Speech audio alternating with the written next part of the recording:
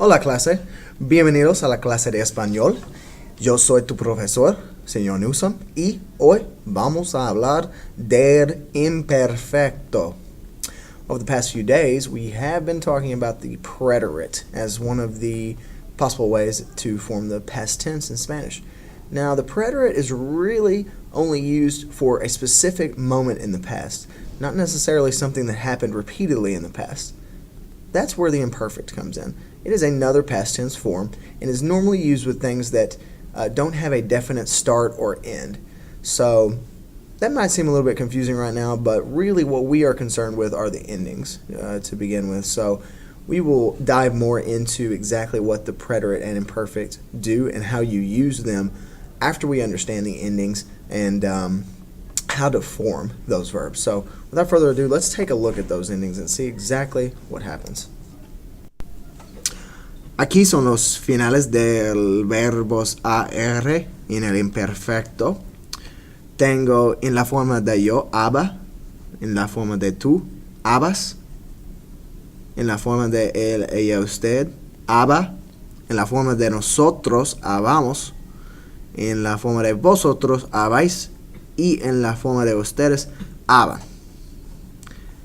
¿Cómo se forman estas palabras en el imperfecto? Estos verbos AR. Aquí tenemos el verbo hablar, que significa, por supuesto en inglés, to speak. Y esas son las maneras de formar este verbo en el imperfecto. En la forma de yo, hablaba. En la forma de tú, hablabas. En la forma de él, ella, usted, hablaba. En la forma de nosotros, hablábamos. En la forma de vosotros, hablabais. Y en la forma de ustedes, hablaban. Y por supuesto, estas palabras son muy graciosos, son muy cómicos. Me gustan las palabras en el imperfecto. I like these imperfect verbs a lot because they are very fun to say and very fun to form. Let's look at the ER and IR verbs now. Los verbos ER y IR son formados como aquí. En la forma de yo, ia. En la forma de tú, ias. En la forma de él y usted, ia. En la forma de nosotros, íamos. En la forma de vosotros, iáis, y en la forma de ustedes, ian. ¿Y cómo se forman las palabras de ER y IR? Vámonos.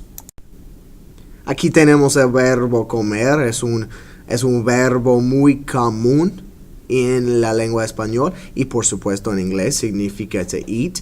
Y tengo en la forma de yo comía, tú comías, él y usted comía, nosotros comíamos, vosotros comíais y ustedes comían.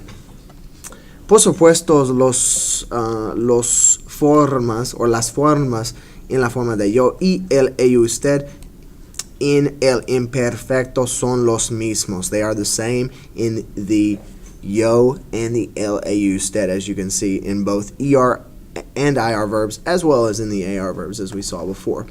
Let's look at a common IR verb now and see how it looks.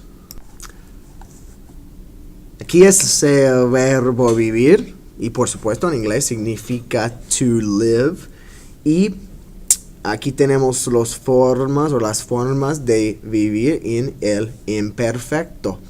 Yo vivía, tú vivías, él y usted vivía, es el mismo como yo. En la forma de nosotros vivíamos, en la forma de vosotros vivíais y en la forma de ustedes vivían. So as you can see, these forms are a little bit different from the AR and the ER-IR endings, whereas there were some similarities in the preterite between the two different types, the two different endings. The imperfect, not so much. And there you have it.